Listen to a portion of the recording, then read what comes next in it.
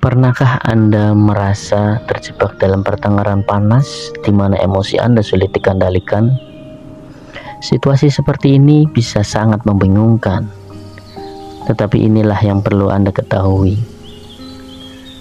Tetap tenang bukanlah sesuatu yang terjadi begitu saja, melainkan pilihan yang bisa Anda buat.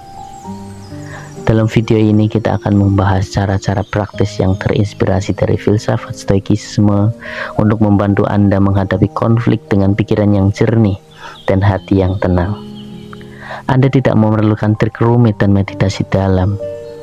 Dengan beberapa perubahan kecil saja, Anda bisa membuat perbedaan besar dalam cara menangani perbedaan pendapat.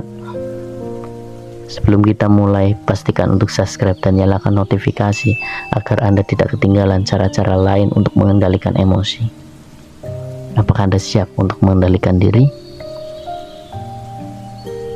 Mari kita mulai. Pertama, sadar bahwa tenang adalah pilihan. Saat bertengkar, kita seringkali terperangkap dalam emosi dan tenggelam dalam kekacauan. Kata-kata yang keluar tanpa dipikirkan itu hanya bisa memperburuk situasi. Tapi sebenarnya tetap tenang adalah pilihan, dan pilihan itu ada di tangan kita. Bayangkan, emosi dalam pertengkaran itu seperti ombak yang ada di lautan. Ketika badai datang, ombak menjadi tinggi dan mengamuk sengamuk-ngamuknya.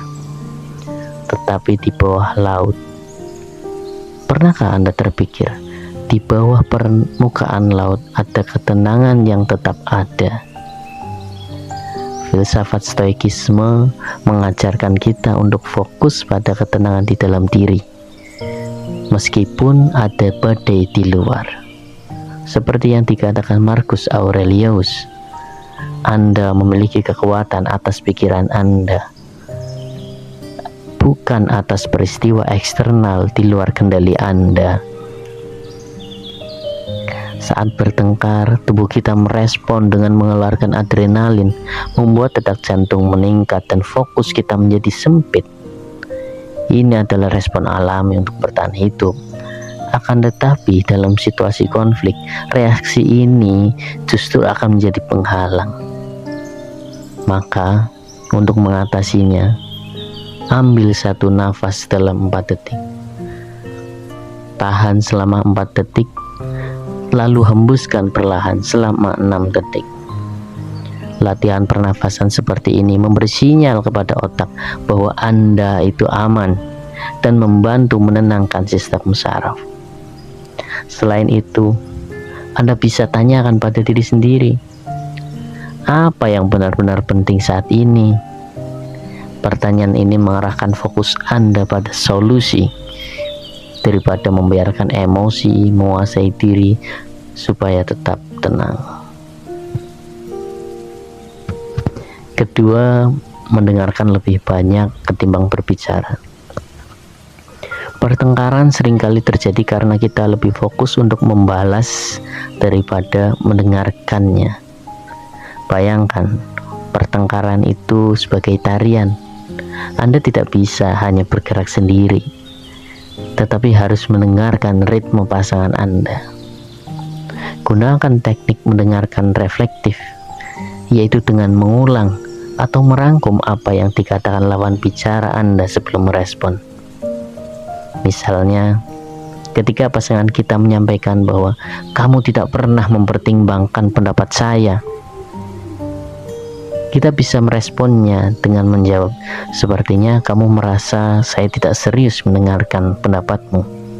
Benar seperti itu?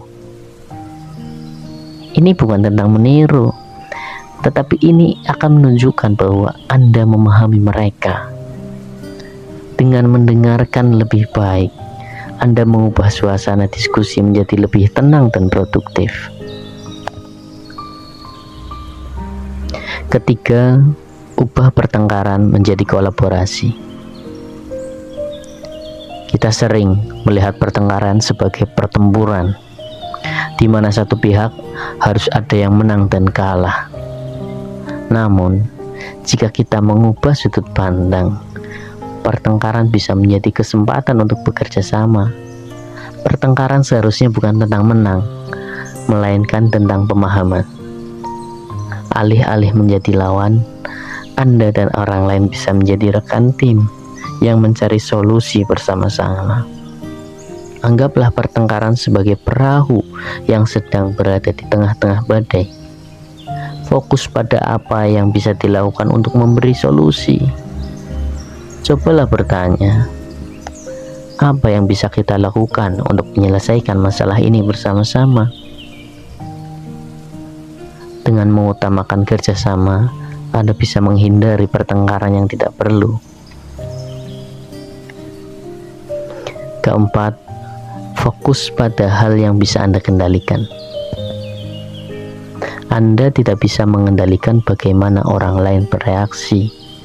Akan tetapi, Anda harus ingat bahwa Anda bisa mengendalikan cara Anda merespon.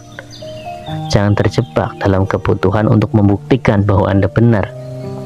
Seringkali, kemenangan dalam pertengkaran hanya mengorbankan sesuatu yang lebih berharga.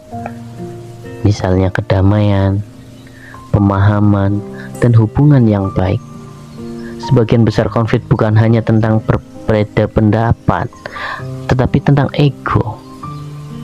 Dengan melepaskan keinginan untuk menang, Anda bisa fokus pada hal yang benar-benar penting.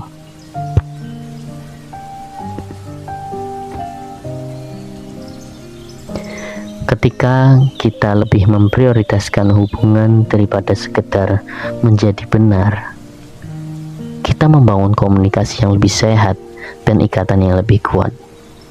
Ingatlah bahwa kemenangan sejati adalah yang memperkuat hubungan dan mengurangi stres, bukan yang memperburuknya.